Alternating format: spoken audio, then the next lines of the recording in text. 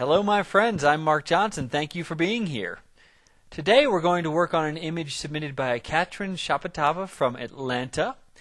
And what we're going to do is attempt to correct a color cast in this picture, or remove a color cast, even though there's no gray card, or for that matter anything in the scene that I can recognize as this area should be neutral. So when you have nothing in the scene that you know should be neutral, meaning without a color cast, you can use this technique in order to remove the color cast. Now, this doesn't work on every image, but it does work on quite a few, so it's definitely worth trying. And so we're going to use a Katrin's image of this, it looks to me like a slap zoom where she moved the barrel of the lens during the exposure. We're going to try to get rid of this sort of yellowish cast that's being created by the tungsten light that's right up here.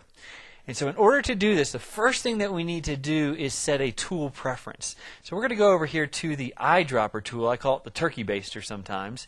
And in the options bar, we want to change the sample size from point sample, which is the default, to 3:3 average, so that when you're sampling with the color out of the image, you are getting a 9:9 pixel area. I'm sorry, a total 9 pixel area rather than a single pixel. It's going to give you a more accurate color sample. Now we're going to add a new layer in difference mode. We're actually going to be adding a couple of layers here that are going to make the image temporarily look really bad, but they're going to help us do a little detective work and find the area in the scene that should be the most neutral. So we're going to try to do some of this detective work using these two layers that make the scene look really bad, and then we're going to strip away those two layers. The first layer we're going to add is a new layer in difference mode. So we're going to choose Layer, New Layer, and in the New Layer dialog box, let's go ahead and name this layer Difference, and we're going to change the blending mode from normal to difference. Now when I do that and I press OK, I won't see anything change. I just have this layer here that's in difference blending mode. But now I'm going to fill the layer with 50% gray by choosing Edit, Fill, and in the Fill dialog box I'm going to use 50% gray. Make sure your blending mode down here is normal and your opacity is 100%. Those are the defaults. Now click OK. Suddenly the picture starts to look very odd, but this is going to help us do that detective work.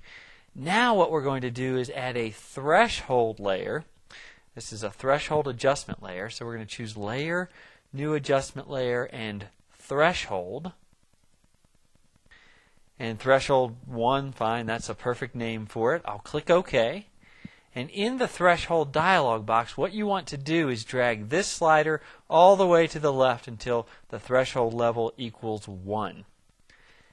Now the image is going to turn completely white. What we want to do here is increase the threshold level in increments of 1 until we see a little cluster of black pixels here. So I'm actually going to use, since this is highlighted, this field right here is highlighted, I'm going to use the up arrow key on my keyboard to increase the threshold level in increments of 1. And eventually I'll start to see black pixels forming. When I get to a point where I see a cluster like that, I'm going to zoom this forward by holding down spacebar and Command, or spacebar and Control, and then clicking. When I see a cluster forming like that, I know that that is the area that's going to help me remove the color cast from this scene. So you're looking for a cluster of pixels. You could think of it as a cluster of 9 pixels. That's kind of what you're looking for, a 3:3 area. Now I'm going to click OK. And now is the time to add a color sampler point. So I'm going to go over here to the eyedropper tool, the turkey baster, and I'm going to click and hold down on it to get the flyout menu, where I'll choose the color sampler tool. I'm going to hover over the image right here in an area where I have the biggest cluster of pixels right now, and I'm going to click to drop a color sampler point onto the picture. I'm going to zoom back by holding down spacebar and Option or Alt, and click until the image is back to the size that it originally started. And actually, I'm going to end up zooming in again in a moment, so maybe I shouldn't have done that. All right, what I want to do here is take the threshold and the difference layers, and I want to trash them. We've done the detective work. We placed our color sampler point, so we are done with these layers. With the threshold layer active, I'm going to hold down Shift and click on the difference layer to highlight both of those layers. And I'm going to drag them down to the trash can and get rid of them. We don't need them anymore. Let's zoom this back up just a little bit. So this area right here is the one we've determined should be the most neutral in the scene. So that's what those two layers did for us, the difference mode layer and the threshold layer. Now that we've determined the area that should be closest to neutral, what we're going to do is add a curves adjustment layer in color blending mode. So we'll choose Layer, New Adjustment Layer, Curves. We'll call this Curves for Neutral Color Balance. Whoops, there we go. And I'll change the mode from normal to color. So color blending mode. And click OK. Now in the Curves dialog box, we are going to use this gray point dropper right here, the middle choice, and we're going to take that dropper and click right over top of, so squarely over top of our color sampler point, just like that. Now I'm going to press OK, and I want to zoom the picture back here so you can see that is close to the proper color balance for this scene. So let me switch off this Curves for Neutral Color Balance layer. I'm going to turn off the visibility here. There's where we were. The scene had a sort of yellow tungsten type cast. When we did this little trick, it's now much more neutral. It may not be perfect at this point, but hopefully it's going to be much, much closer to the way the image should look in terms of color balance. And you can do a final refining of that color balance using either curves or selective color. And I do that in the form of an adjustment layer. So a curves or selective color adjustment layer.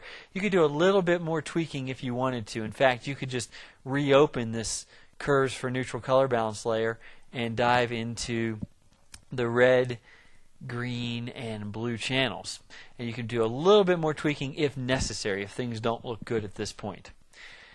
The last thing I want to mention in this tutorial is how do you get rid of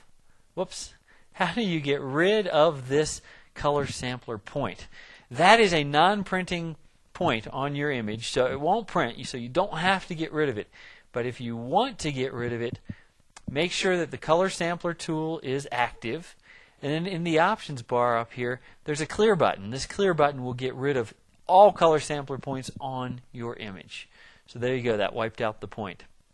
So let me show you here what we were able to do with a new layer in difference mode, filling that layer with 50% gray, and then a threshold adjustment layer. Those two layers were able to get in, or allow us to get in there and do detective work so we could find the spot that should be most neutral. And then we neutralized the whole color cast by using a curves adjustment layer in color blending mode. So here's where we started with a color cast, and here is where we finished with much less of a color cast. Katrin, thank you so much for your submission, and I hope you all have a tremendous day. Thank you for being here.